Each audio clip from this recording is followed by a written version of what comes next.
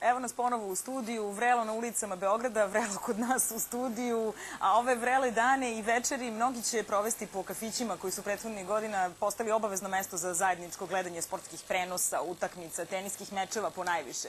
Međutim, postoji još neki adrenalinski sportovi o kojima čini se ne znamo dovoljno, a predstavnici naše zemlje prvaci su u tim istim sportovima. Dušan Duca Borković, kako da kažem, šampion automobilizma Evrope. To je neka trenutna titula koju imaš. Tako je. Dobrodošao i kako je, dok si dolazi ovde, ima li gužva po Beogradu, kako u saobraćaju?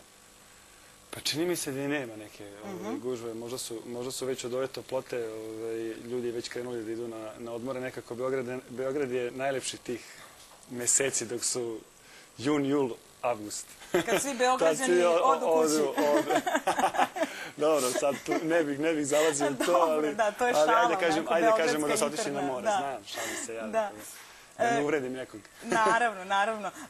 Kaži mi, kad su sad ja onako potpuno laički još kao žena, kada su ovolike temperature, da li se voze trke ili ne? Da li postoje neki vremenski uslovi i pogodnosti po kojima smete i morate da vozite trke koje morate da poštujete? Ja kad vidim kako se, da ne kažem, ljudi žale na sve ove temperature, a još ima i klime u većini sada automobila, nekako ranije su vozili dok je bio malo standard manji, vozili jugići, pa onda ajde da kažemo da se žale. Ali šta da kažemo mi trkači kada vozimo na temperaturi spoljašnjoj 40 stepeni, unutra u automobilu su zatvoreni naravno prozori, čak je po neki put uključeno i grejanje zbog boljeg ohlađenja motora, u kompletnoj opremi sa onim dukser gaćama, svi nek nisu to pravi dukser gaća, ali da lakše.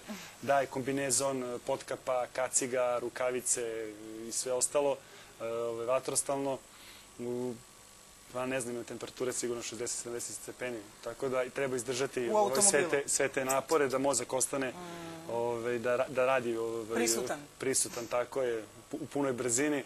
Evo, na primjer, ja sad za nepunih mesec dana, 14. jula, imam trku na Siciliji. Sad samo možda zamislite na Siciliji koja će temperatura da bude i morat ću da izdržim sve te napore, naravno.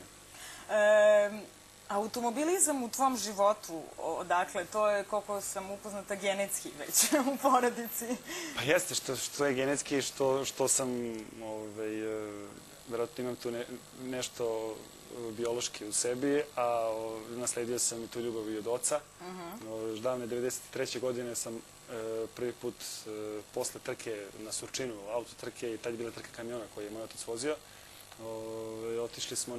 Odveli su nas na karting trku gde sam ja prvi put video karting, gde sam se zaljubio i 1994. godine sam počeo aktivno, profesionalno da vozim karting. Naravno, tu je bilo...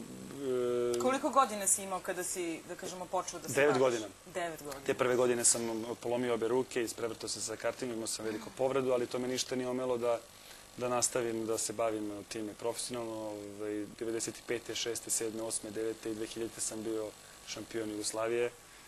Kasnije to 2000. bila i Srbija i Crna Gora. Kažem, kad sam krenuo da vozim, bila je još Jugoslavija.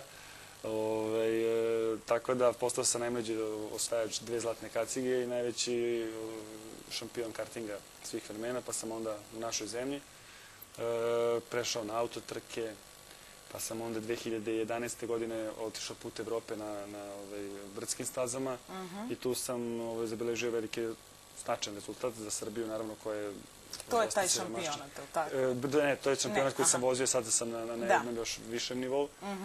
Vozio sam Evropsko prvenstvo na brdskim stazama, zvanično FIA, znači FIA European Hill Climb Championship, gde sam na prvoj godini bio treći u generalnom plasmanu. 2012. sam prvi put u istoriji Srbije neko postao šampion Evrope u automobilizmu na brdskim stazama i to mi je bio najveći rezultat u karijeri, sigurno. Pobedio sam 8 trka širom Evrope, u velikoj konkurenciji, u brojnoj konkurenciji, pred i više stotina hiljada ljudi na samoj trci koji su pratili. Stvarno su, tu bih izdvojio Španiju i Portugaliju, mnogi ljudi to i ne veruju, ali stvarno nek se malo pozabave, kažem, na internetu vide koliko su te brdske trke u Španiji i Portugaliji popularne. Popularne i posjećene, da. Tako je. Onda sam od ove godine kao šampion Evrope otišli, pošto imamo viziju da sa svojim sponzorima veliki. Sad ime tima mi je Nice Petrol Racing Team i ima nas 12-ak. Zajedno smo se uputili na European Touring Car Cup, znači kup evropskih touring automobila, koji je, da kažemo, mlađa sestra VTCC-a, to je World Touring Car Championship. Tako da VTCC mi je krajnji cilj i to je jedan od najpopularnijih šampionata, to je najjači šampionat sveta u automobilizmu definitivno, a jedan od najpopularnijih uopšte, da kažem, i pored Formula 1 svetskog rali šampionata VRC-a, tu je i VTCC, to su 3 najjača šampionata u vrhu samog FIA, Svetske automobilske federacije. I to su neki ciljevi koje si sebi postavio. Sada sam već na najvišem nivou gde se neki Srbin takmiči. Da kažem, i osvojam prostu trku, sam i u jednoj trci pobedio na Salzburgu. To mi je meni najveći lično uspeh koji sam do sada u svojoj karijeri 19-godišnjoj osvojio i to je velika stvar uopšte ne samo za mene i za moje sponzore i za moj Nice Petrol Racing Team, nego i za uopšte državu. Da. Sad, mene ono što interesuje, a interesovaće i gledalce, znamo kao da fudbaleri idu na pripreme, idu košarkaši na pripreme, to smo negde upoznati, ali kako se jedan sportista iz tvog sporta priprema za trke? Kako izgledaju vaše pripreme? Kako vi radite na sebi? Trke su izuzetno naporan sport. Mislim da ako uzmemo u obzir ove sve temperature pod kojima vozimo, velike su G sile, vrlo je težak volan, prilikom kočenja su opet velike sile. Treba izdržati sve te napore, a da mozak, da koncentracija bude na savršenom nivou.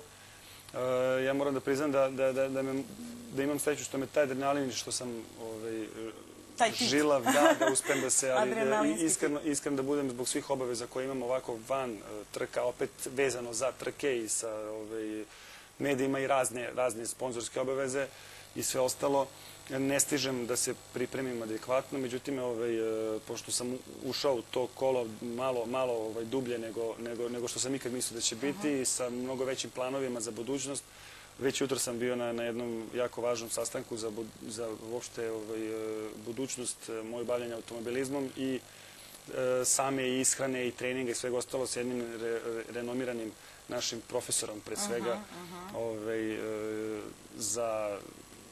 da kažem, sport i za pripreme i sve ostalo i više ću o tome pričati nekog drugog puta dok budemo dogovorili sve to. Ali to je isto jedna od stvari koja je bitna, neka lagana, iskrena, prepostavljam, ali opet da daje energiju. Tako je, upravo sve što si.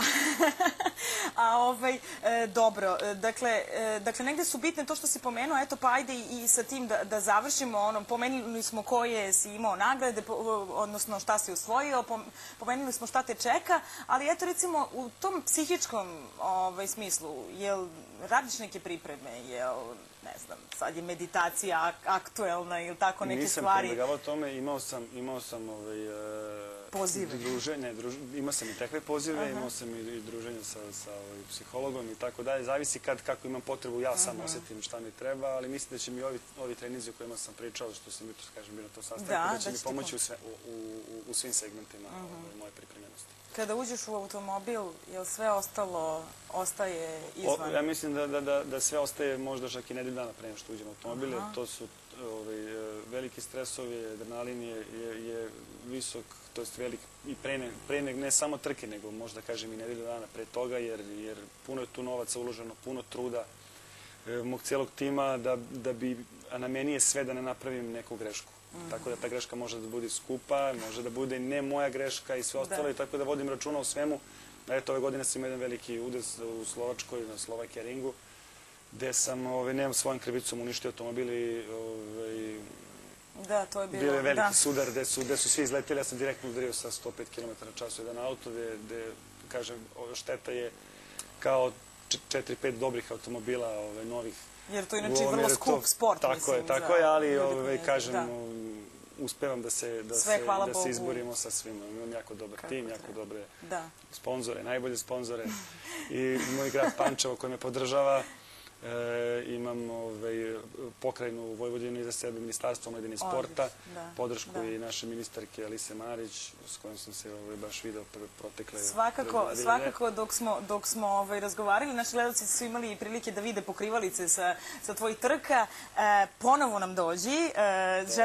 Želimo ti svako dobro i uspeh i pobede, kao i do sada. A mi ćemo sada da napravimo kratku pauzu, pa se vraćamo u studio sa novim gostima.